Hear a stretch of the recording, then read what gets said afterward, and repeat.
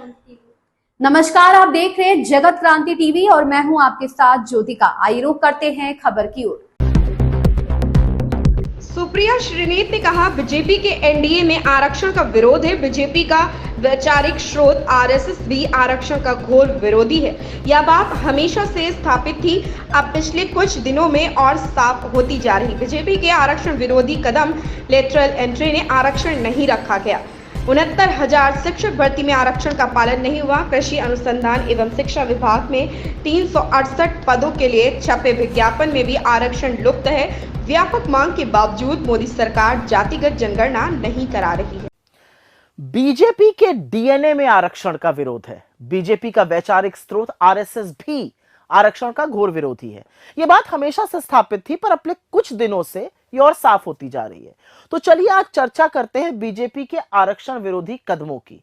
Lateral entry में आरक्षण नहीं रखा गया। 69,000 शिक्षक भर्ती घोटाला जो हुआ उसमें आरक्षण का पालन नहीं हुआ उत्तर प्रदेश में। कृषि अनुसंधान एवं शिक्षा विभाग में करीब 368 पदों के लिए छपे विज्ञापन में भी आरक्षण लुप्त है। व्यापक मांग, हर ओर से मांग आ रही है, उसके बावजूद मोदी सरकार जातिगत जनगणना से बचने की कोशिश करती है। अब बात करते हैं आरएसएस के आरक्षण विरोधी चेहरे की। आरएसएस प्रमुख मोहन भागवत ने आरक्षण की समीक्षा, कोट अनकोट समीक्षा किए जाने की पैरवी की थी। 2017 में आरएसएस के तत्कालीन प्रचार प्रमुख मनमोहन वैद्य ने आरक्षण को जारी रखने का विरोध किया था। आरएसएस के दूसरे सरसंचालक गुरु गोलवलकर ने अपनी किताब विचार धन में जाति के आधार पर आरक्षण देने का विरोध किया है। राजनीतिक विश्लेषक और आरएसएस किताब के लेखक जयदेव डोले ने पुरजोर तरीके से यह बात कही है कि संघ आरक्षण के खिलाफ है। और यही नहीं, आरएसएस में रहे भंवर मेघवंशी जो दलित थे, उन्होंने कहा है कि दलित होने के कारण उनके साथ भेदभाव हुआ, और इसका उल्लेख उन्होंने अपनी किताब I could not be a Hindu story of a Dalit in RSS में बड़े साफ तरीके से किया है।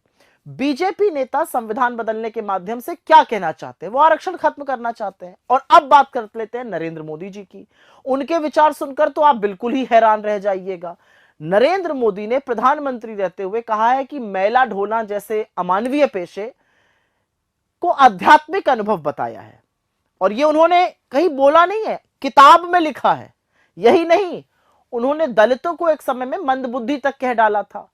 और संभवतः इसीलिए आदिवासी के सिर पर पेशाब हो जाए, दलितों पर हिंसा हो, दलित महिलाओं का उत्पीड़न हो, बर्बर रेप हो जाए, इन लोगों को फर्क नहीं पड़ता है।